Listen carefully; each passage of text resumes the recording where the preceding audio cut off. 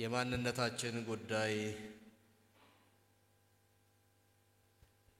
ማንነታችን ላይ ጉድለትም እንከንም ችግርም አልነበረም ግን እንደ ወንጌላውያን አማኞች ማንነታችንን በሚገባ አጥርተን ያወቅነው አይመስልም ወይም የሆነ ጊዜ ላይ አውቀነው ነበር ገብቶን ነበር ተረድተን ነበር ኋላ ላይ ተረስቶናል ወይም ደግሞ አስበንበት ኢንቴንሽናሊ ለዚህ ምድር ስለማይመች በዚህ ምድር የተፈለገው ለመሆን ስለማይመች ሆነ ብለን ጥለነዋል የሆነ ቦታ አለዚያም ደግሞ በተዘናጋነበት ጠላት ወስዶብናል ተዘርፈናል ተሰርቀናል እናም ካላወቅነው እንወቀው ከረሳነው እናስታውሰው ከጣልነው እናንሳው ከተወሰደብን እናስመልስና በልካችን እንኖር በልካችን ማለት እግዚአብሔር ባደረገን በሰራን በዛ ሞዴል ገብተን ሞልተን እንኖር የሚል ነው እንደው ስርዓት ያለው የማስታወሻ ደብተር ይዛችሁ እየጻፋችሁ ላላችሁ መሰጣው ትንሽ ማሳሰቢያ የማንነታችን ጉዳይ የሚል ርዕስ ጽፋችኋል እሺ ሁለት ቃሎች ስለሆኑ ሁለቱን ቃሎች ከጻፋችሁ በኋላ እርግጠኛ ነኝ ባዶ ቦታ አለ እዛ መስመር ላይ የቀረ ባዶ ቦታ አለ አይደል ያንን ባዶ ቦታ እስከ ጥግ ድረስ በጥያቄ ምልክት እንድትሞሉት በአክብሮት ጠይቃለሁ በጥያቄ ምልክት 100ም ይሁን 50ም ይሁን 40ም ይሁን 10ም ይሁን ያ መስመር እስከሚያልቅ ድረስ ከማርጂኑ ድረስ ከጫፍ ድረስ ጀስት ጥያቄ ምልክት ጥያቄ ምልክት ጥያቄ ምልክት ጥያቄ ምልክት ጥያቄ ምልክት ያረጋችሁ ገጹን ሙሉት ገጹን ሳይሆን መስመሩን ይሄን የምልበት ምክንያት ስላለኝ ነው ያንን ክፍል ያንን ገጽ በከፈታችሁ ቁጥር የማንነታችን ጉዳይ ምን ያህል አሳሳቢ እንደሆነ ምን ያህል አጠያያቂና አነጋጋሪ ደረጃ ላይ እንደደረሰ ያስታውሳችኋል ያሳስባችኋል ይሄ ነገር እንድትሉ ያደርጋችኋል ያደርገናል እና ይሄንን ነው ላሳስባችሁ የምፈልገው የወንጌል አማኞች ቤተክርስቲያናትን ገጽታ በጣም አሳሳቢ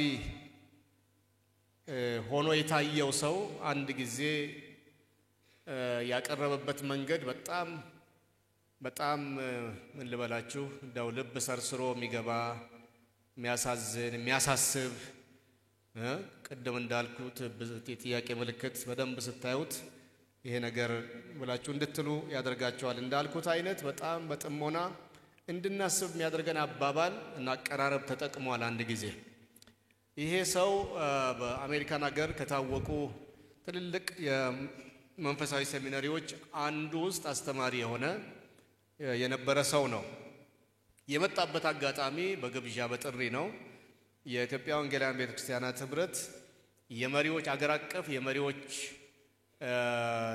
ስብሰባዊ ጉባኤ አሁን በአይሲ በሚባለው ፈረንጆች በሚሰበሰቡበት ቅጥር ግቢ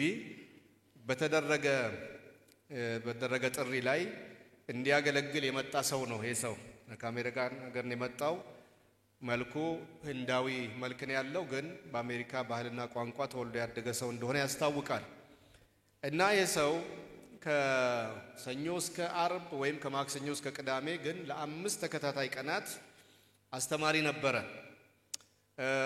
የመጀመሪያው ክፍለ ጊዜ እሱ ነው በየቀኑ የመጀመሪያው ክፍለ ጊዜ ጠዋት ከአምልኮ ከመዝሙር ከማስታወቂያ በኋላ ቀጥሎ የሚወጣው እሱ ነው እና ይወጣና ፊቱን ወደ ህዝቡ ካዞረ በኋላ እንደምናችሁ ይላል ሐዋሪው ይላል እና ህዝቡም ምላሽ ይሰጣል ያው እንዳግባቡ እና ምላሽ ይሰጣል ከዛ በኋላ ቆም ይልና if you say Jesus how are you ኢየሱስን እንደምነህ ብትሉት የሆነ ቦታ አግኝታችሁ እንዴት ነህ እንደምነህ ብትሉት he would have to say that I am fine with my head but my body is sick ኢየሱስን የሆነ ቦታ አግኝታችሁ እንዴት ነህ እንደምነህ ብትሉት well ራሴ ደህና ነው አካሌ ግን ታሟል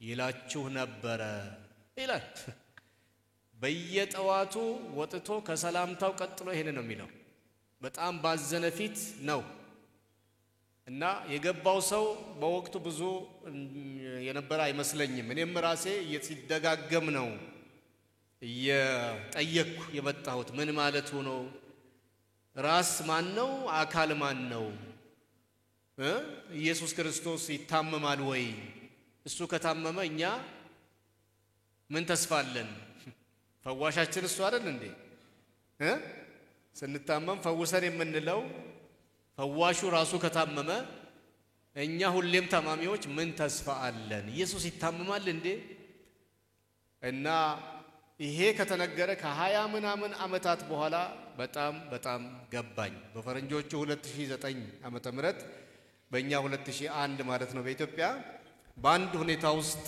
ሳልፍ ማለት በግሌ የደረሰብኝ የግል ጥቃት ኖሮ ሳይሆን በአካባቢያችን በቤተክርስቲያናት ዙሪያ ባለሁበት ማጥቢያ ቤተክርስቲያን ጨምሮ በአንድ በጣም አስቂኝም አናዳጅም ሁኔታ ውስጥ አሳፋሪ ሁኔታ ውስጥ በመናልፍበት ጊዜ በዚያ ሐዘን በዚያ ቁዘማ ውስጥ ሆኜ ስጸልይ ሳሰላስል በትክክልም የክርስቶስ አካል የሆነችው ቤተክርስቲያኑ በምን ላይ በህመም ላይ እንዳለች ራሴ ደህና ነው ሲል ምን ማለቱ ነው እኔ ደህና ነኝ እውነት ነው አይደለም ክርስቶስ ደህና ነው አይደል እኔ ደህና ነኝ አካሌ ግን ታሟል እስቲ እናንተ መሪ መሆን አይተበቀባችሁም የመጽሐፍ ቅዱስ ተንታኝ መሆን አይተበቀባችሁም ታሪክ አዋቂ መሆን አይተበቀባችሁም ልዩ ጥናት ማድረግ ሪሰርች ማድረግም አይተበቀባችሁም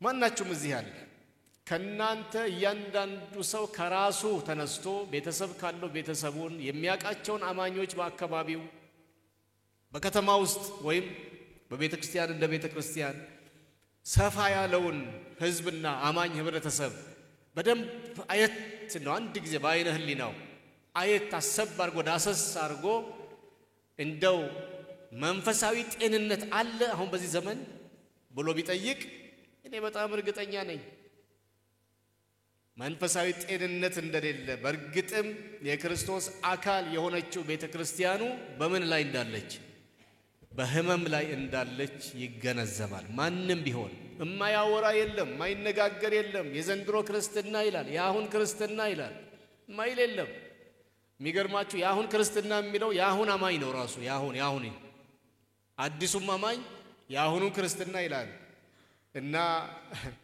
ከድሮው ጋራ በታሪክ በስሚ ወይ በጽሁፎች ወይ በተለያየ መንገድ የሰማውን ያወዳደረ ሊሆን ይችላል እና ይሄን ስንል ግን መጠንቀቅ ያለብን ከ20 ዓመት ወዲህ ከ10 ዓመት ወዲህ ብለን በጣም ጠበብ እንዳናደርገው ቆይቷል ክርስቲያኒቲን ክራይሲስ የሚል መጋዚን ነበረ ጋዜጣ ነበር የዛሬ በጣም በስጋም በመንፈስም በጣም ልጅ በሆንኩ ጊዜ በጣም ዝነኛ የሆነ ዓለም አቀፉ ክርስትና ክራይሲስ ውስጥ እንዳለ ቀውስ ውስጥ እንዳለ ከሰማን በጣም ቆይቷል በደንብ አርገን ደግሞ ጊዜ አግኝተን እድል አግኝተን ታሪክ ስንመረምር ስናጠና ደግሞ እንዲያውም የምዕት ዓመታት ችግር እንዲያውም ወደ ፈርስት ሴንቸሪ ትንሽ ከመጀመሪያው ግሩፕ አማኞች በኋላ ካለው ትውልድ ጀምሮ እንደሆነ ህመሙ ብልሽቱ በደንብ ትረዳላችሁ በመደበኛ የመጽሐፍ ቅዱስ ጥናት ትምህርት ቤቶች ውስጥ ያለፋችሁ ቸርች ሂስትሪ ስታጠኑ የዓለምን ታሪክ ስታጠኑ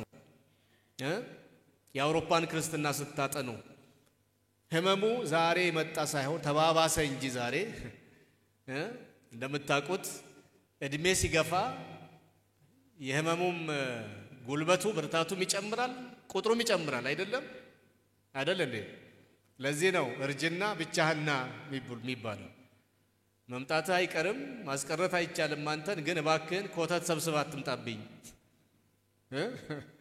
እና እርጅና ሲመጣ ስፔር ፓርቶች ሁሉ መውለቅ ይፈልጋሉ መቀየር ይፈልጋሉ የመኪናዎችን ስፔር ፓርት እንደምንቀይር ሁሉ እድሜ ሲገፋ አንዴ ሐሞት ከረጢት አንድ ጊዜ አንድ ጊዜ አሁን ስማቸው አይጠራ ድንገት እዚህ የሚታመምም ካለ በዚያው ህመሙ እንዳይጨምር እና በእድሜ እየተገፋ ሲመጣ የህመሙ አይነትም ጥንካሬውም እየጨመረ እንደሚመጣ ሁሉ 2000 ዓመት በፊት ገና ቤተክርስቲያን ስትመሰረት የጀመራት ቢሆንም ህመሙ አሁን ወደ ዓለም መጨረሻ ሲደርስ ህመሙ በጣም በቁጥር እየጨመረ ነው በኃይልም እየጨመረ ፔኑ በጣም እየጨመረ ነው ስለዚህ ቤተክርስቲያን በህመም ላይ ነች አሁን በጣም ህመሟ በርትቷል ይሄንን የማይል በየቤቱ ማንንም እዚህ መካከል አለ ብዬ አላስብ ጨርሶ ኢግኖራንት የሆነ ምንም ስለራ ከራሴ ከሆዴ ከኪሴ ውጪ አላስብም የሚል ሰው ካልሆነ በስተቀር ጤነኛ አመዛዛኝ አይምሮ ያለው ሁሉ እዚህ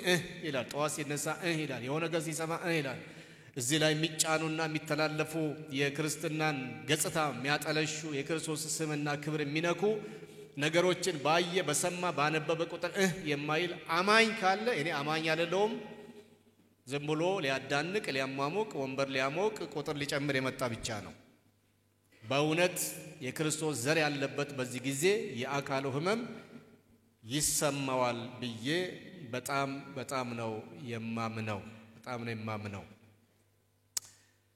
የኢትዮጵያ ወንጌል የሰማችው ገና በመጀመሪያው ምዕተ ዓመት ከመሆኑ አንፃር ዛሬ የምትገኝበት ቦታ ከክርስትና ከወንጌል አንፃር አጠያያቂና አሳዛኝ ጉዳዮች ቢኖሩበትም ቅሉ ቀደም መልካም ነገሮች ለማስቀደም ሞክሬያለሁ ሌላ አንድ መልካም ነገር እዚህ ጋር ማነሳው ነገር በታሪክ ካየን ከፓለስቲና ምድር መላው ሚድል ኢስት አይደለም ግን ከአይሁድ ምድር ከዚያ ሰፈር ቀጥሎ ወንጌል የሰማችው ኢትዮጵያ ናት አይገርምም በጣም ነው የሚገርመው ማለት ምን ማለት ነው ጌታችን ያለው ምንድነው መንፈስ ቅዱስ በእናንተ ላይ በወረደ ጊዜ ኃይልን ከዚያስ በኢየሩሳሌም ቀጥሎ ምን አለ በሰማሪያ ከዚያ በኢየሩሳሌም በይሁዳ በሰማሪያ ከዛ እስከ ምድር ዳር አይደለም ያለው ከኢየሩሳሌም ከተማ ሳይወጣ እኮ ነው ኢትዮጵያ የገባው ወንጌል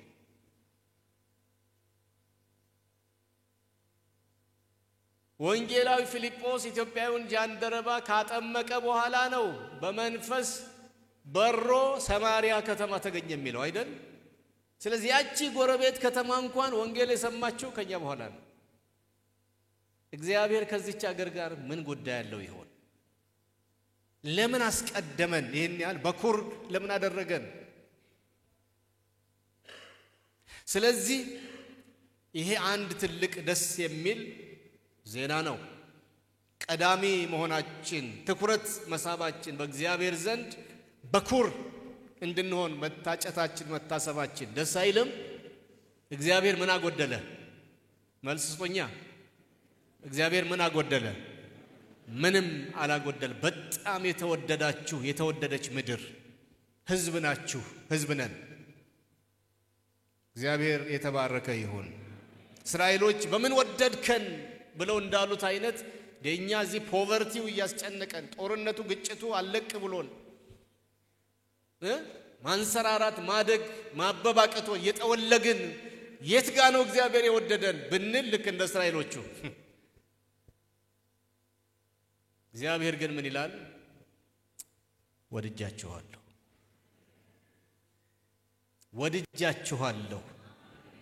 ወድጃችኋለሁ እለኛም እንሁን ክፎችም እንሁን ጦረኞችም እንሁን ትቢተኞችም እንሁን ምቀኞችም እንሁን ቅናት ክፋትም ይኑርብን ይሙላብን ምንም ይበል እግዚአብሔር እሱ ብቻው በሚያውቀው ምክንያት ወዶናል እግዚአብሔር ወዶናል እንበል እስቲ አንድ ጊዜ ምንም እንሁን ምንም እናድርግ ምንም አናድርግ ግን የሚገርማችሁ ነገር ሰማይን ስዳስስ ምድርን ስዳስስ ቀኝ ግራውን ሳይ እግዚአብሔር የወደደን ህዝብ ነን ከነድህነታችን ከነችግሮቻችን የሚገርማችሁ ነገር እግዚአብሔር ይወደናል እስከ አሁን ድረስ ደግሞ እግዚአብሔር ሞገሱን አልሰደብንም ለሱ ክብር ይሁን። በጣም እግዚአብሔር ይጠብቀናል። የሆነ ነገር ሊያደርግ አስቦ ይሆን እላለሁ። ከጥቂት ጊዜ በኋላ የሆነ አስገራሚ ነገር ይፈነዳ ይሆን በዚህ ምድር እላለሁ። ከሪቫይቫል አንፃር ከመንፈሳዊ ሪቫይቫል ይሁን ከኢኮኖሚ ሪቫይቫል ይሁን ከሰላም አንፃር ይሁን ከምን ብቻ የሆነ ነገር በዚህ ምድር እግዚአብሔር እየደገሰ ይሆን። በእውነቱ እንደኛ እንደማንነታችን መጥፋት መሬት ክፍል ብላ መዋጥ ያለብን የነበረብን እንመስላለን ይመስለኛል። ግን እግዚአብሔር እስካሁን ጠብቆናል። እግዚአብሔር ጠብቆናል። አሜን ወገኖቼ ሆይ ይወደናል። በጣም አድርጎ በጣም ይወደናል። በየዓለም ሀገሩ ተሽሎክልኮን እየገባን እዛ ብንቀርም አጥር እያፈረስን ግንብ እየጣስን ግድግዳ እየነደልን ወደ የሰው ሀገር ብንገባም ብንተምም ይገርማችኋል እግዚአብሔር ሞገሱን አልወሰደብንም። ልክ በመንግስት ጥሪ ግብዣ እንደሄድን ያህል ስደተኛ ሆነን በገባንበት አገር እንኳን እንከበራለን። አይገርማችሁ? እግዚአብሔር የተባረከ። እንደማንኛውም አገር ስደተኛ አይታየም ኢትዮጵያዊ። የሚገርማችሁ ነገር ነው። በጣም ነው የሚገርማችሁ። ካላያችሁ ምናልባት ላይገባችሁ ይችል ይሆናል። ምን ተማርክ ምን ተረዳለህ ብትሉኝ እግዚአብሔር ያከበረን ህዝብ ነን። የቸገረን ነገር ምንድነው መሰላችሁ?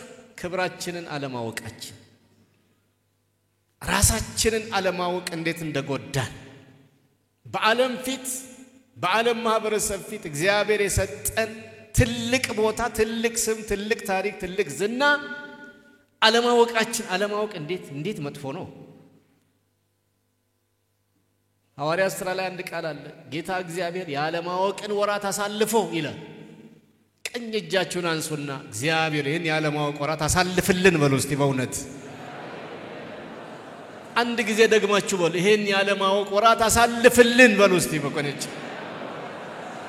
ይሄን የጨለማና የድንቁርና ወራት አሳልፍልን በሉ ጨምራችሁ እስቲ። በእውነት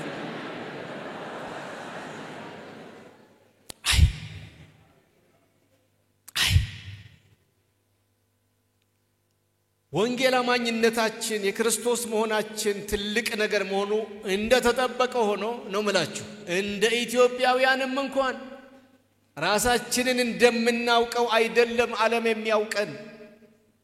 ትልቅ ቦታ ነው ያለን ግን አልገባንም። እንዴት ያሳዝናል።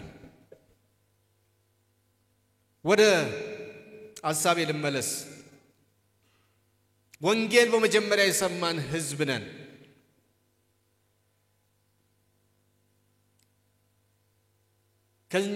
ከኛ በኋላ ትንሽ ቆየት ብሎ የሰሜን አፍሪካ ሀገራት ወንጌልን ተቀብለዋል።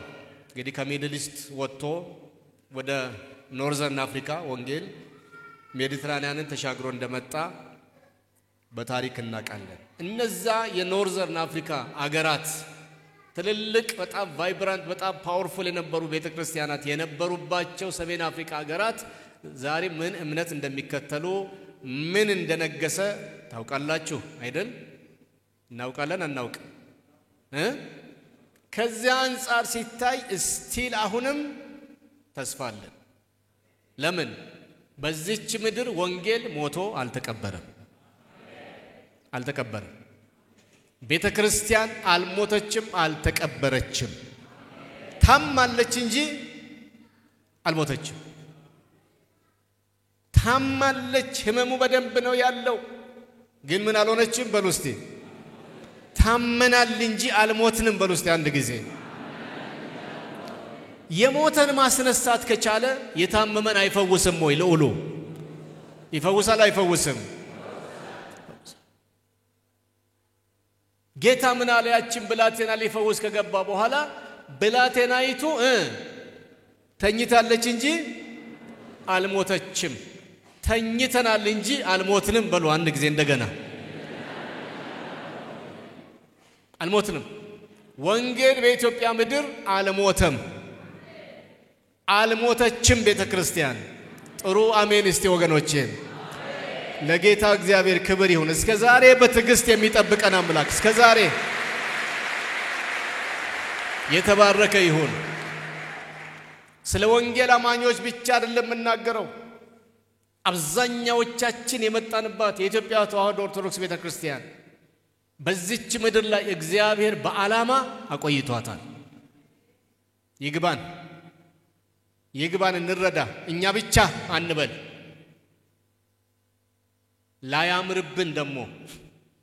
ላያምርብን እኛ ብቻ አንበል። ተስፋ አለ። ልጅቱ ተኝታለች እንጂ አልሞተችም። ቤተክርስቲያን ተኝታለች እንጂ አልሞተችም። በጣም ደስ የሚሉ የሚያበረታቱ እድሎች ገና አልተሟጠጡም፣ ከፊታችን አሉ። አሳሳቢ ጎኑን ግን ማውሳት፣ መነጋገር በግልጽ አስፈላጊ ነው። ምክንያቱም በ1912 ወይም 02 ታይታኒክ የምትባል መርከብ ከእንግሊዝ ተነስታ ሰሜናዊ ካናዳ ጫፍ ላይ ደርሳ ከግግር በረዶ ጋር ተጋጅታ ከ900 በላይ ሰዎች የሞቱበትን ታሪክ ያነበባችሁ ታውቃላችሁ። ሄዳ እስከምትጋጭበት ደቂቃ ድረስ በስቴዲየሞቿ በስፖርት ማዘውተሪያ ትልቅ መርከብ ስለሆነች በስፖርት ማዘውተሪያ አዳራሾች ወይም ስቴዲየሞቿ ጨዋታዎች ነበሩ፣ ውድድሮች ነበሩ። በመዋኛዎቿ የሚዋኙ ነበሩ፣ በሆቴሎቿ የሚበሉ የሚጠጡ ነበሩ፣ በክለቦቿ የሚደንሱ የሚጨፍሩ ነበሩ። መርከቢቱ ግን እየሰመጠች ነበር። አዛዦቿ 6 ደቂቃ እስከሚቀራቸው ድረስ ሄዳ ለመላተም 6 ደቂቃ እስከሚቀራት ድረስ ወዴት እየሄደች ምን እያጋጠማት እንደሆነ እንኳን አይደለም ተሳፋሪ መንገደኛው አዛዦቿ አያውቁም ነበር። ተደጋጋሚ ሳይረኖች፣ ተደጋጋሚ ድምጾች ግን ነበሩ፣ ተሰጥ ነበር። መረጃዎች ነበሯት። መሪዎቿም ከተራው መንገደኛና ተሳፋሪ ጋር ይጨፍሩ፣ ይበሉ፣ ይጠጡን፣ ይዝናኑ ነበር።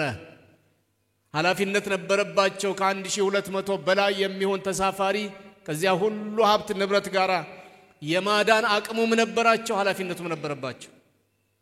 ግን አብረው እየሰመጡ ነበር። ለኢትዮጵያ ቤተክርስቲያን ያለኝ የሐዘን መልእክት ትክክል ነው። ቤተክርስቲያን በኢትዮጵያ ምድር ተኝታለች፣ ታማለች፣ ግን አልሞተችም። ህመሟን አውቆ ቅድም ከተነበበልን ምንድነው እሱ የዕለቱ ከነገሥት ላይ የተነበበው ክፍል እዛ ቦታ ላይ ሰለሞን ከጸለያቸው ጸሎቶች ታስታውሳላችሁ። ከቤተ መቅደሱ ምረቃ በኋላ ማንኛውም አይሁዳዊ ማንኛውም እስራኤላዊ በተበተነበት በምርኮኝነት በሄደበት አገር ቢታመም ከዚያ ቀጥሎ ያለው ነገር ህመሙን አውቆ ወደ አንተ ቢጸልይ ይላል። ምኑን አውቆ? ያሁኑ ጊዜ ቤተክርስቲያን ምእመን የምንለው ታችኛው ክፍል ብቻ ሳይሆን መሪ የሚባሉትም ጭምር ቤተክርስቲያን በህመም ላይ መሆኗን መርከቢቱ እየሰመጠች የሆነ ያህል ሴንቲሜትር የሆነ ያህል ሚሊሜትር 1 ኪሎ ሜትር በሄደች ቁጥር እየሰመጠች መሆኗን እንኳን ህዝቡ መሪዎቿ አላወቁም፣ አያውቁም፣ ማወቅም አይፈልጉም። ወንበራቸውን ያመቻቻሉ።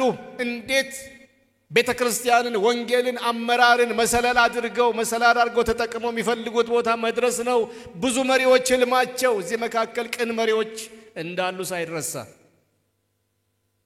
ህዝቡ ምእመን የሚባለው ክፍል መዘመር ካልሆነ በስተቀር ተሰብስቦ መበተን ካልሆነ በስተቀር ብዙ አሳሳቢ ነገር እንዳለ እየገባው እየተረዳ አይደለም። ምክንያቱም ከመድረክ ላይ የሚባለው አፏጭ፣ አጨብጭብ፣ ዝለል፣ ጨፍር፣ ደስ ይበልህ ብቻ ስለሆነ ትንሽ አሰባርግ መንፈስን መርምር ዘመኑን የሚል መልእክቱም ትምህርቱም ስብከቱም አሳሳቢ መልእክቶች ስለማይሰጡ አሳሳቢ መልእክቶች ከመጡ ህዝቡ ይቆዝማል፣ ተስፋ ይቆርጣል፣ እግሩን ይመልሳል ተብሎ ስለሚፈራ የጉባኤው ማነስ ደግሞ የመባ ማነስ ነው የአስራት የገንዘብ ማነስ ስለሆነ አይነካም ግን አንድ ነገር ልንገራችሁ sooner or later 20 ዓመት 30 ዓመት 50 ዓመት 100 ዓመት እግዚአብሔር ያውቃል የኢትዮጵያ ቤተክርስቲያን ግን በመስመጥ ላይ ነች ወይም በመስጠም ላይ ሰማችሁኝ ወይ ስንት ሰው ሰምቷል ከሆነ ጊዜ በኋላ ወንድማችን እንደዚህ ባለ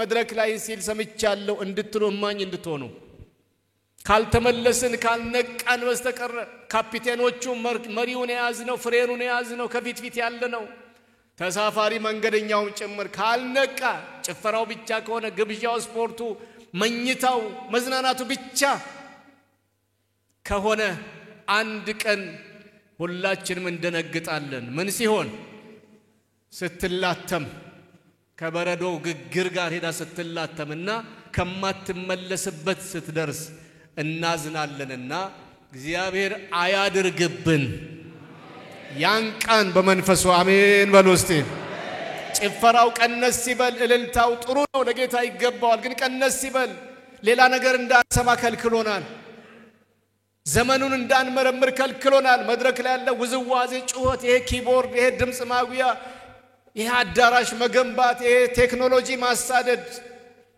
እኔ አዳራሾች ሲሰፉ ደስ ይላል ብዙ ህዝብ መግቢያ ላይ እንደተናገን ተሰርቶ የሚያልቅ አዳራሽ አይመስልም ምክንያቱም ግድግዳውን መስተዋት ስታረጉ ኮርኒሱን ስታረጉ የቴክኖሎጂ ገጠማ ደግሞ ራሱን የቻለ በሚሊዮኖች የሚጠይቅ ከፊታችሁ ይመጣል ይሄንን ስንሰራ ዋናችንን ረስተን ወገኖቼ ዘመን ጊዜ እንዳልቀብን ጌታም እንዳይመጣ የተጀመረው በሰላም ይለቅ ከዚህ በኋላ ግን ቆጠብ ማድረግ ጥሩ ነው ገንዘቡንም ጊዜውንም አቴንሽኑን ጉልበታችንንም ቆጠብ አድርገን በዋና ነገር ላይ ብናውል ጥሩ ነው ንስሐ ላይ ጸሎት ላይ ቢተኮር ቃሉ ላይ ቢተኮር ተልኳችን ላይ ቢተኮር ዋና ጉዳዮቻችን ላይ ብናተኩር ከህመሞቻችን አንዱ ይሄ ነው ውድድሩ አሁን መሬት ላይ ሆኗል ህንጻ ላይ ሆኗል መድረክ ማጋጌጥ ላይ ሆኗል እኔ ነኝ ያለ ዘመናዊ ሌተስት የሆነ ቴክኖሎጂ መሳሪያ መድረክ ላይ አምቶ መግጠም ላይ ውድድሩ ማን ከማን ይበልጣል የትኛው ቤተክርስቲያን ከየትኛው ቀድሞ ገጠመ ለመባል አሁን ውድድሩ እሱ ላይ ሆኗል በዚህ ደሃ አገር በቀን ሁለቴ ጠግቦ ማይበላ ህዝብ በመላበት አገር አባቶቼ መሪዎቼ እንደተዳፈርኩ አትቁጠሩ ግን ይታሰብበት ለምን ያላችሁ እንደሆነ መርከቢቱ ትንሽ በትንሽ በየቀኑ ምን እየሆነች ነው በታምኑም ባታምኑ እየዘመርን ግን እየሰመጠች እየሰጠመች እየሰመጠች አማርኛ የትኛው እንደው ትክክል አላቅ እየዘመርንባት እየጨፈርንባት እየዘለንባት ግን ትንሽ በትንሽ በኢትዮጵያ ውስጥ ያለች ወንጌላዊት ቤተክርስቲያን ወንጌላውያን አማኞች ቤተክርስቲያን እየሰመጠች ነው ጠቢቡ ሰለሞን በታካች ሰው እርሻ አእምሮ በጎደለውም ሰው ወይን ቦታ አለፍኩ ይልና እነሆ ሁሉ እሾህ ሞልቶበታል ፊቱንም ሳማ ሸፍኖታል የድንጋዩን ቅጥር ፈርሷል ይላል በታካች ሰው እርሻ አለፍኩ ሰውየው ዘራው ብሎ ሄዶ እጁን ተንተርሶ ተኝቷል በቅሎ ነበር ዘሩ ግን አረም ሳማ ሞልቶበታል የኢትዮጵያ ቤተክርስቲያን አገልግሎት ክርስትና አምልኮ ሳማ አረም ሞልቶበታል እግዚአብሔር ጆሮአችንንም አይናችንንም ይክፈትልን ወገኖች እናስተውል በእኛም ዘንድ እንዲሁ ነው የስንዴው ዘር አለ ግን በእሾህና በሳማ ተሸፍኗል የጽድቅ ቅጥራችን ፈርሷል የፍቅር ቅጥራችን ፈርሷል ድሮ በቤተ እምነቶች መካከል ነበር መገፋፋትና መቀናናትና የነበረው አሁን በአንድ ቤተ እምነት ስር ባሉ አጥቢያዎች መካከል ያለ መቀናናት ይሄ ነው የሚባል አይደለም አንዱ ለሌላው መጥፋት ይጸልያል ባልልም ምኞት ግን አለው አንድ አጥቢያ ብቻውን የተቀሩት በሙሉ ከስመው ኮስምነው አንዱ ብቻውን ፍሎሪሽ ማድረግ ማበብ በጣም ይመኛል እንዲህ አይነት አለ በየከተማው እንሄዳለን እንዞራለን 8 ወር 9 ወር የተያዘለት አጀንዳ ስኬጁል ፕሮግራም ይዘን አሁን 40 ምንጭ እንደመጣንበት አይነት ማለት ነው እንሄዳለን ያቸው እኛን የጠራችን ቤተ እምነት አጥቢያ እዚህ እኛን እያስተናገደች የሚቀጥለው በዛው ቤተ እምነት ስር ያለች ሌላ አጥቢያ ሌላ ኮንፈረንስ ታካሂዳለች። ምን ነው አልተነጋገራችሁም ስንል አረ ተነጋግረናል፣ ደብዳቤ ጽፈናል፣ ማስታወቂያ ያስነግረናል፣ ምን እንደነካቸው አናቅም ይላሉ። ይሄኛው ታምራት እንትና የተባለውን ይጠራል፣ ያኛው ሌላውን ይጠራል። ባንድ እሑድ ባንድ አርብ ቅዳሜ ሁለቱም ያጫጩሃል።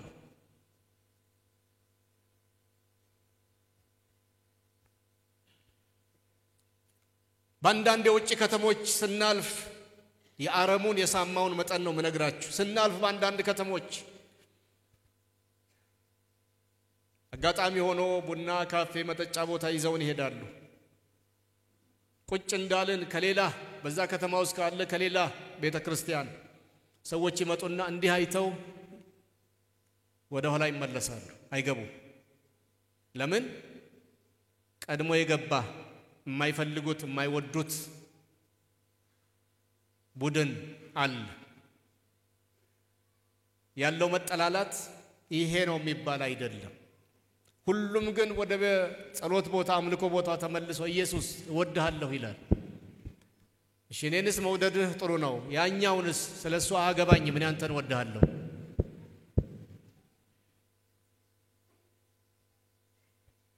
ሳማ እሾህ አረም የፈረሰ ቅጥር የፍቅር ቅጥር የአንድነት ቅጥር እግዚአብሔር ያራሚ አለ እያለ ይጣራል። የፈረሰውን ቅጥር የሚጠግኑ ሰራተኞችን ይፈልጋል። በነብዩ ሕዝቅኤል ዘመን ምድሪቱን እንዳላጠፋ በፈረሰበት በኩል የሚቆም አንድ ሰው ፈለግኩ አጣሁ እንዳለ ዛሬም እንደሱ የሚል ይመስለኛል። ዛሬ ተጋድሎ ለመሬት ለህንጻ ለሹመት ለንዋይ ለመድረክ ለተአምራት ሆኗል። በአረም ስለተዋጠው የስንዴ ዘርና ስለፈረሰው ቅጥር የሚጸልይ የሚነጋገር የበኩሌን ላድርግ ብሎ የተነሳ ብዙ አላየሁም። እኔ አላየሁም። ወገኖቼ ስለ አባታችሁ ቤትና እርሻ በርግጥ ይገዳችኋል። የምትነጠቅ ቤተ ክርስቲያን እንድትኖር እናንተም ከሚነጠቁት መካከል መሆን ትፈልጋላችሁ? እንግዲያውስ አብረን እንጩህ። በነህምያ መጽሐፍ ምሳሌነት መሰረት ሁላችንም ሰፈራችንን እናድስ፣ የፈረሰውን ቅጥር እንጠግን፣ ከእርሻውም ላይ አረሙንና ሳማውን እንንቀል። ምንድነው በአሁኑ ጊዜ ያለው አረም? ምን እንበላቸው? በምን ስም እንጥራቸው? እስቲ እነዚህ ልንገራችሁ። ያስተምሮ መዛባት በአሁኑ ጊዜ ኢትዮጵያን ቤተክርስቲያን በመላው ዓለም በተለይ ከ20 ዓመት ከ15 ዓመት ወደዚህ በየመድረኮቻችን የሚሰጡ ትምህርቶች የሚሰበኩ ስብከቶች መዝሙሮቹም ጭምር አሳሳቢ ናቸው። ወንጌላዊ አይደሉም፣ መጽሐፍ ቅዱሳዊ አይደሉም። ሁሉም አልፎ አልፎ ወንጌል አለባቸው፣ አልፎ አልፎ የክርስቶስ ስም ይጠራባቸዋል እንጂ ትንሽ ወልፈጥ ያሉ ናቸው፣ ትንሽ ገንጠል ያሉ ናቸው። የስተት አስተምሮ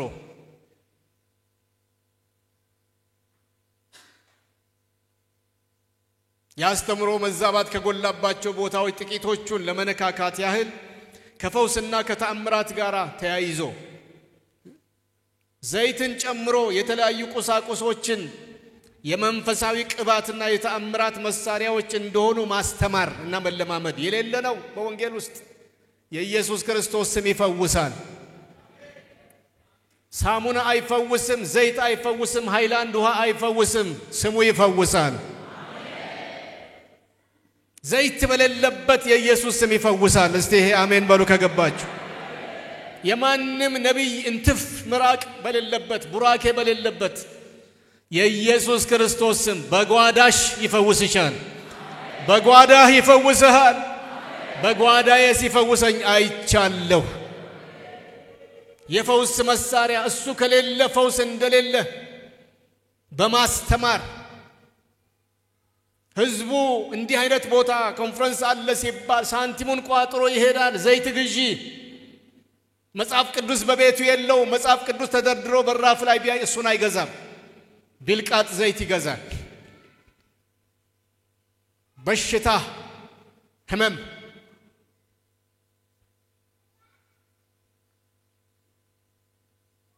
በጋብቻና ፍቺ ዙሪያ በአጠቃላይ ጾታዊ ግንኙነት ላይ ግልጽ የሆኑ አዲስ ኪዳናዊ መርሆችን የጣሰ ትምህርት ይሰጣል። ወጣቶች በፍቅር መተሳሰብ ሲጀምሩ አብረው እንዲተኙ ይበረታታል ከጋብቻቸው በፊት።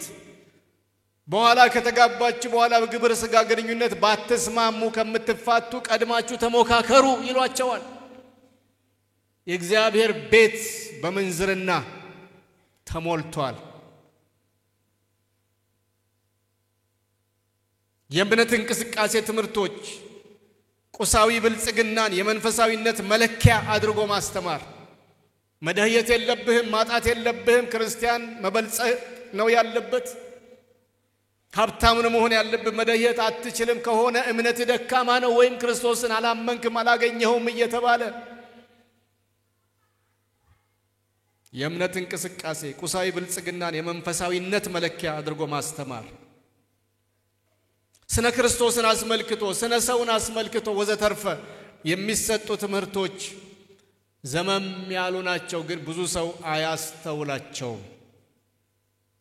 ሁለተኛው ህመም የጸጋ ስጦታዎች አጠቃቀም ችግርና የጸጋ ስጦታዎችን ለግል መጠቀሚያ ማድረግ እየተስፋፋ ነው። ሃይ የሚለው ገደብህን እየጣስክ ነው፣ እዚህ ጋር ቆም በል የሚል ደፋር መሪ አላየሁም፣ አልሰማሁም። እኔ በበኩሌ የመንፈስ ቅዱስ ጸጋ ስጦታዎች አጠቃቀምን አስመልክቶ ማሰብ ትችላላችሁ። በተለምዶ 12ቱ ከሚባሉት የጸጋ ስጦታዎች መካከል በተለይ የእውቀት ቃል መገለጥ የሚባለው፣ የእምነት ስጦታ፣ የመፈወስ ስጦታ፣ ትንቢት፣ ልሳን፣ እነዚህ የመሳሰሉት በአሁኑ ጊዜ መነገጃ መሸቀጫ ሆነዋል፣ ሸቀጥ ሆነዋል። እጅ ጫና አድርጎ በላምጣ ገንዘብ፣ አንድ የትንቢት ቃል ተናግሮ አምጡ ገንዘብ፣ አንድ የፈውስ መልእክት አስተካክሎ ተፈወሰም አልተፈወሰ ገንዘቡን አምጣ ቀድመ ሆነዋል። የእነዚህ ስጦታዎች ትክክለኛ ትርጉማቸውን ካለመረዳት ጀምሮ አጠቃቀማቸው ላይ አለማወቅ ብቻ አይደለም፣ ድፍረት፣ በጣም ኃይለኛ ድፍረት በተመላበት መንገድ ለንግድ እየዋሉ ነው። እግዚአብሔር ይድረስልን፣ ይድረስልን ወገኖች፣ ጣልቃ ይግባ። መሪዎች ፈርታችኋል አውቃለሁ። ምክንያቱም እዚህም ያ ብዙ ከትውልዱ አብዛኛው ተመለስ ቢሉት ስለማይመለስ ነገር ከምን ጎረጎር ብላችሁ መሪዎች በፍርሃት ዝም ብላችኋል።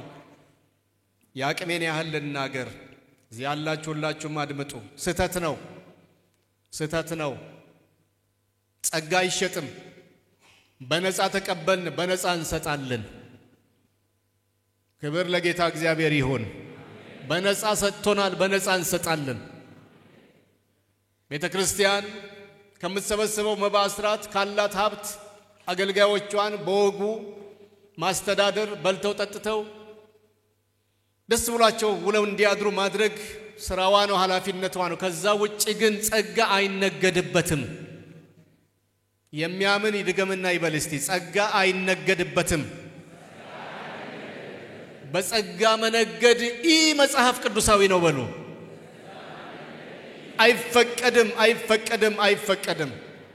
አይፈቀድም።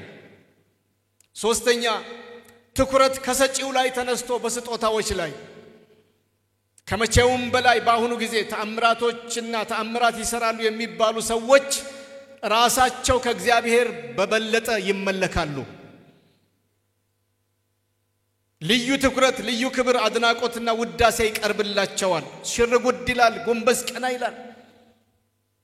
ጸጋ አለው ጌታ ይጠቀምበታል የሚባል ሰው ጫማው ይሳማል፣ ጉልበቱ ይሳማል። እንትፍ በልብኝ፣ በጣትህ ንካኝ፣ እፍ በልብኝ ይባላል። ይሄን ጉባኤ መርቃለሁ፣ እግዚአብሔር ራሱ እፍ ይበልባችሁ። የሰው ምራቅ አይደለም፣ የሰው ፍታ አይደለም፣ የሰው እጅ አይደለም። ስተት ነው፣ ነውር ነው። እግዚአብሔር በዚህ ልክ መረሳት የለበትም፣ መናቅ የለበትም።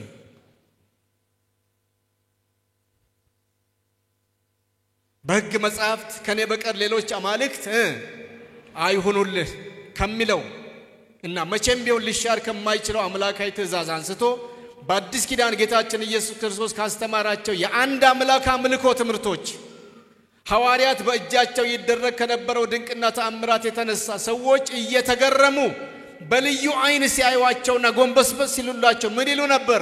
ይሄንን ስግደት ለማን አድርጉት እያሉ ይመልሱ ነበር። ዛሬ ግን ጎንበስበል ይላሉ። ጎንበስበል ከዚህ በላይ ይገባኛል፣ ያንሰኛል የሚሉ ደፋሮች በቅለዋል። እግዚአብሔር የንስሐ ዘመንና ዕድል ይስጣቸው። ትላንትና ነግሬያችኋለሁ።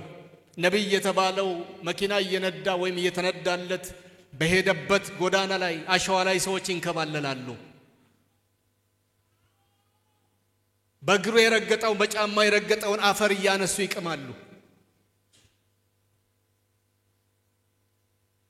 ትኩረት ከሰጪው ላይ ተነስቶ በስጦታዎች በተአምራቶች ላይ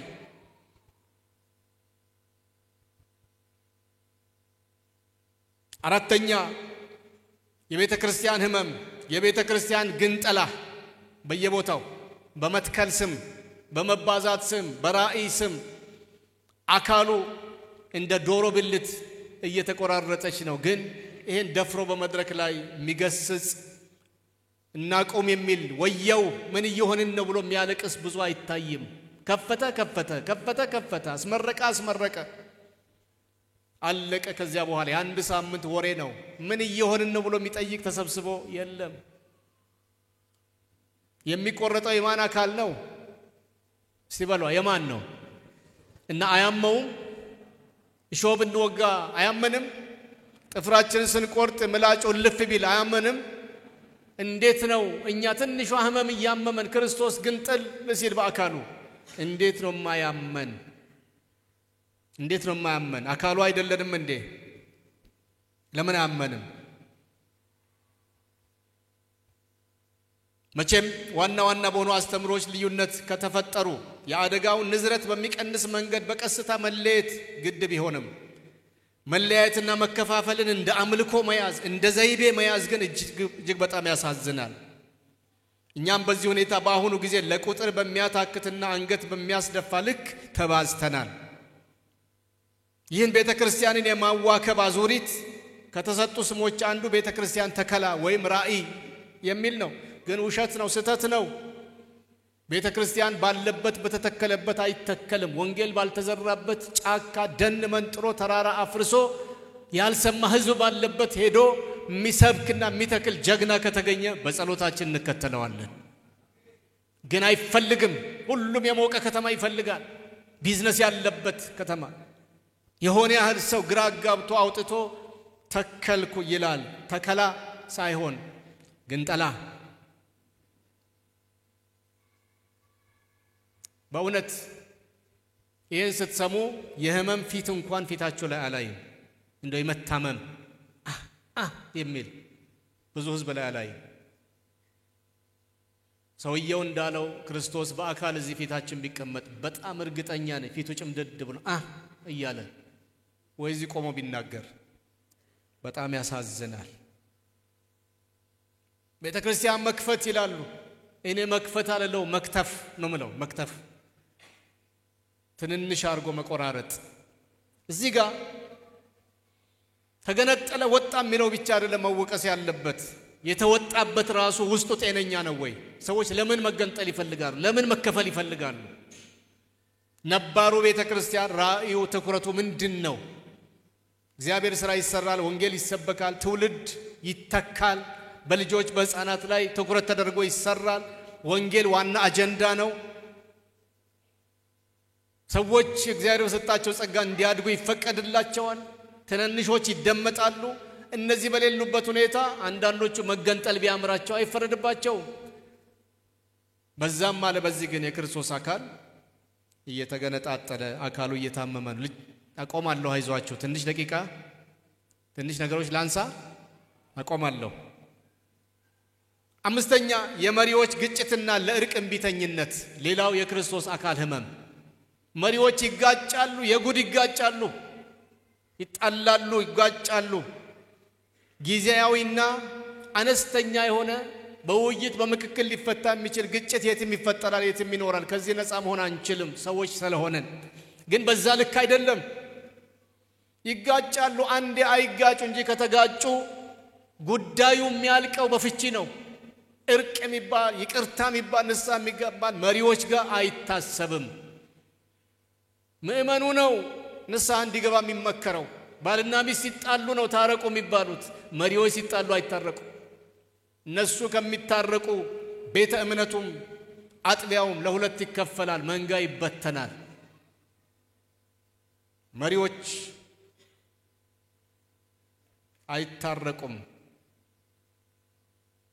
ግጭትን መፍታት፣ እርቅን ማውረድ አለመቻል ያውም በመሪዎች ደረጃ ሲሆን እጅግ ይከብዳል፣ ያሳዝናል። በእኛም ዘንድ ባለፉት አያሌ ዓመታት በታዩ ትልልቅ ግጭቶችና አለመግባባቶች የታዘብነው ልባችን የደማበት ክስተት ልማድ እንዳይሆን ግልጽ ውይይትና ንስሐ ያስፈልገዋል። አሜን ብለሃል። እግዚአብሔር ይባርክ። እስቲ አሜን በሉ እስቲ ሁላችሁ። አዎ አይታመም። ጌታችን የቆሰለው በቂ ነው። አይበቃውም? አይበቃውም የቆሰለው። ስድስተኛ የመሪነት ጥራት ዝቅ ማለት። የመሪነት ጥራት ዝቅ ማለት። ጢሞቴዎስና ቲቶ ይነበብ ነበር የሽማግሌ ምርጫ ሰሞን ድሮ። አሁን ማንበብ አያስፈልግም፣ ምክንያቱም ያን የሚሞላ ስለሌለ ባይነሳ ይሻላል። ምክንያቱም መሪነት አሁን በዝምድና በዘር በጎሳ የሽማግሌ ምርጫ ሰሞን ካምፔን ይደረጋል። የምረጦኝ ዘመቻ የነምረጣው ዘመቻ ደግሞ የሚያካሂዱ አሉ፣ ቡድኖች አሉ። ቤተሰብ ዘር አብሮ አደግ ምናምን ተሰብስበው ገሌን እንምረጥ። የሚገርመኝ ድራማ በጣም በነግራችሁ ለተግሳጽም እንዲሆን አመት ሙሉ መተው ማያውቁ ምእመናን ቤተክርስቲያን ለእሁድ አምልኮ መተው ማያውቁ ምእመናን አዳራሹ ግጥም የሚለው መቼ መሰላችሁ? የምርጫ ቀን። የምርጫ ቀን ወደ ዓለም ሄደም መጠጥ ቦታ ሄደም ትዳሩን የፈታም ሁለተኛ አይደረበም ተጠራርቶ የምን ቀን ይመጣል? ኧረ እባካችሁ ተናገሩ። ያው አዳራሹን ይሞላል። ሁኔታው አላምር ካለ ደግሞ ምርጫው በጠብ እንዳይበላሽ ሲሰጋ ደግሞ ለጸጥታ አካላት ይነገራል፣ ለፖሊስ። እስቲ እግዚአብሔር ያሳያችሁ። በክርስቶስ ቤተክርስቲያን ወንጌል አምኖ ወንጌል ሰብኮ ወንጌል ተሰብኮ የኖረ ሕዝብ የመሪ ምርጫ በፖሊስ ተከቦ ያካሂዳል። የእስራኤል ቅዱስ እግዚአብሔር ምህረት ያድርግልን። እንዴት እዚህ ደረጃ ድረስ ወረድን? እንዴት ወረድን? አልፎ አንዳንድ አካባቢ ምርጫ ዘንድሮ ይተላለፍ ይባላል። ጠቡ በጣም ሲበረታ ሁሉም በያለበት ጡንቻውን አፈርጥሞ እስቲ ቆይ ሁኔታ ያሰጋቸው አይ ለዚህ ዓመት ይለፍ ተብሎ ያድራል። እንደ ድሮ ወንድሞችና እህቶቼ ተጠቁመሃል ሲባል ዝንብ እንዳረፈበት ያህል ያራግፍም እንደ ድሮ ሰው ልክ ዝንብ ሲያርፍበት እንደሚያራግፍ ተጠቁመሃል ሲባል ኧረ በኢየሱስ ስም እኔ አልበቃም እኔ አልረባካችሁ ብሎ ነው የሚለው። አሁን እኮ የምረጡኝ ዘመቻ ከየት መጣ? እንግዳ ነገር ነው፣ አዲስ ነገር ነው። ክርስቶስ በአካሉ ታሟል። ሰባተኛ የሙሉ ጊዜ አገልጋይ በሚል ሰበብ ያለ ጥሪው የወጣ ያለ ጥሪው መውጣቱ ሳያንስ ከወጣ በኋላ የሚጠራበትን ታይትል ራሱ ነው የሚመርጠው። እንትን በሉኝ በየቦታው በተለይ ከሀገር ውጪ በዞርኩባቸው ዓለማትና ከተሞች ስራ ለመሸሽ። ምክንያቱም እንደ ሀገር ቤት አይምሰላችሁ፣ ስራ ድብን ያደርጋል፣ ያደክማል በጣም። ውጪ ሰርቶ ውሎ ማታ ገብቶም ቤቱ ሰራተኛ ያለው እሱ ነው የሚሰራው። እንዲህ ካለ ድካም ለመላቀቅ ሰዎች ተጠርቻለሁ ብሎ ይወጣሉ ለወንጌል። ከሳምንት እስከ ሳምንት ቃሉን አነቡም አይጸልዩም፣ ቢዝነሳቸው አይደለም። እሁድ ለታ ክራባታቸውን አሳምረው መጥተው ይቆማሉ። ይሄ ሙዚቃ ይደለቅላቸዋል። አሜን በሉ፣ ሃሌሉያ በሉ፣ አጨብጭቡ፣ ቁጭ በሉ፣ ብድግ በሉ። ከዛ ያለፈ አንድ ቁም ነገር ለህዝቡ ሳይሰጡ ቀኑ ያልቃል። ግን የፓስተርነት ስም፣ የነብይነት ስም፣ የሐዋርያነት ስም ራሳቸው የመረጡትን የስም አይነት ቆቡን አጥልቀዋል። ታሟል ክርስቶስ በአካሉ የሰማችሁ ነው። ታሟል። እዘኑለት፣ እንዘንለት። ለታመመ ሰው ብርቱካን ሙዝ ተይዞ እግዚአብሔር ይፍታህ ይማረህ ይባላል። እንዘንለት። የሚያስጨፍር ነገር ብዙ አላይም ወገኖች፣ የሚያሳፍር ግን ብዙ አለብን። ወንጌላዊነት ነበር ድሮ ከበር መልስ ተጠራሁ ያለ ሁሉ ወንጌላዊ ይባላል። ምን ነው እስቲ መጋቢም እኮ አለ አስተማሪም እኮ አለ የሚል ትግል ነበር አንድ ዘመን። አሁን አስተማሪ መጋቢ የሚባለው አርጅቷል። አሁን የሚጠራበት ሰው ብዙ የለም። በተለይ ወንጌላዊማ የተጸየፈ ስም ሆኗል። አሁን የሚጠራበት የሚፈልገው ሰው የለም። ወይኔ የከበረ አገልግሎት፣ የከበረ ጸጋ።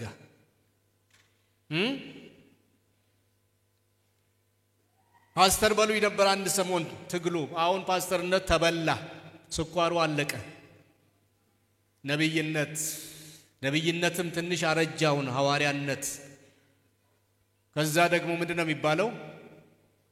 አለ የሚቀጥል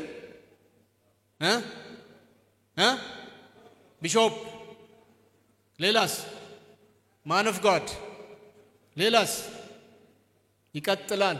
መቆሚያ የለውም። አሳፋሪ።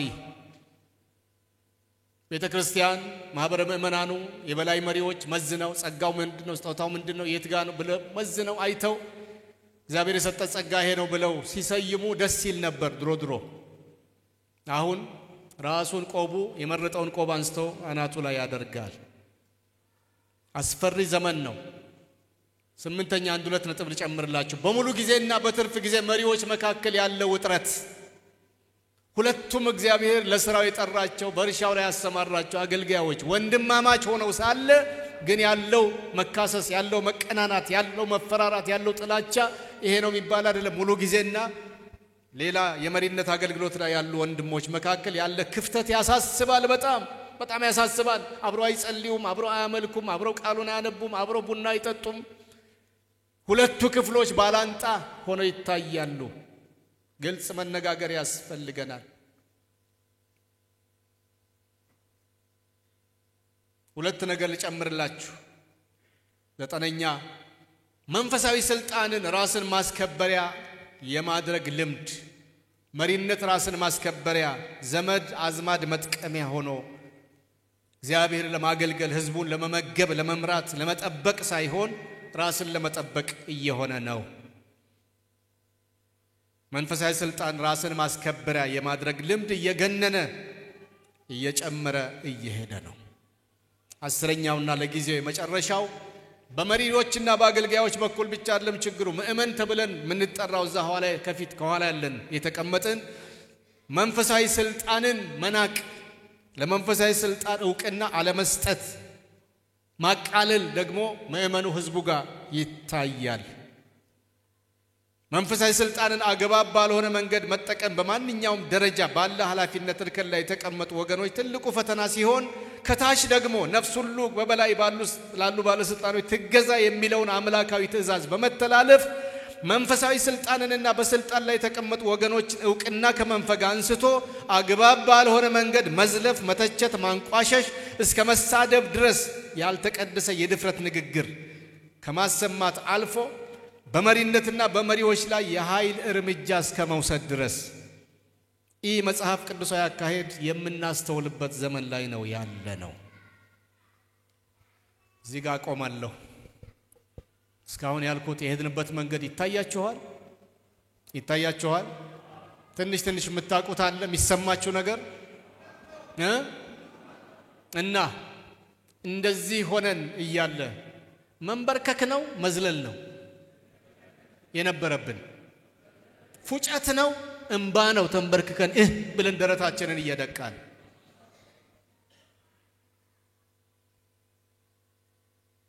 ከትልቅ ይቅርታ ጋር 5 ደቂቃ ብቻ እዚህ ጋር ደቂቃ ይዛለሁ። 5 ደቂቃ ብቻ ቦታው መሬቱ ለመንበርከክ አይመችም አቃለሁ የምትችሉ ከቻላችሁ ካልቻላችሁ ግን ቆማችሁ ተቀምጣችሁ እግዚኦ እንበል እስቲ እግዚኦ አካልህን ፈውስ አካልህ በህመም ላይ ናትና ፈውስ የምትችሉ ከጤንነትም አኳያ ከመሬቱም አለመመቸት አኳያ ግዳጅ አይደለም ወገኖች የምትችሉ ብቻ 5 ደቂቃ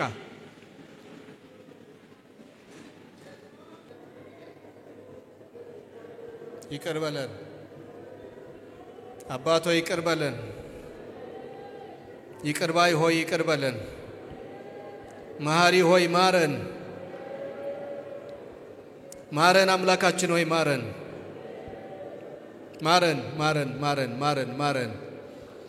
ይቅር በለን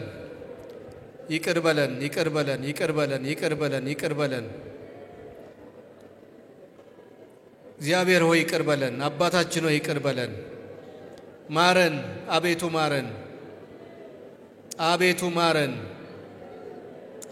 ማረን ትዕቢታችንን ይቅር በል ክፋታችንን ይቅር በል አመጻችንን ይቅር በል ራስ ወዳድነታችንን ስግብግብነታችንን ይቅር በል አልጠግባይነታችንን ይቅር በለን አምላካችን ሆይ ማረን በዚህ በተቀደሰ መቅደስ በተቀደሰ መድረክ ላይ ስለተናገርነው የሐሰት ቃል የሐሰት ትንቢት የሐሰት መገለጥ ይቅር በለን አምላካችን ይቅር በለን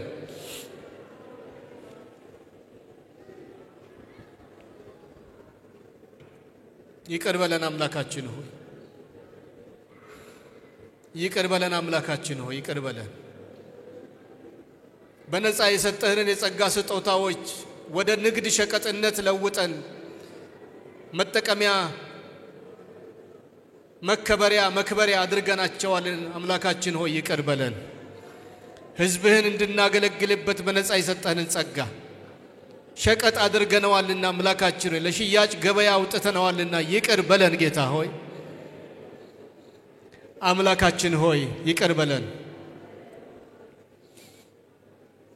ከሰጪው ካንተ ላይ አይናችንን አንስተን አይኖቻችንን በስጦታዎችና በተአምራቶች በሰዎችም ላይ አድርገናልና ይቅር በለን አንተ ነበርክ መመለክ ያለብህ ሊሰገድልህ የሚገባ አንተ ነበር አባት ሆይ አንተን ረስተን ትተን አምላካችን ሆይ ለሰዎች ሰግደናል ተንበርክከናል ስጦታዎችን አሳደናል ተከትለናል ሮጠናል ይቅር በለን ጌታ ሆይ ይቅር በለን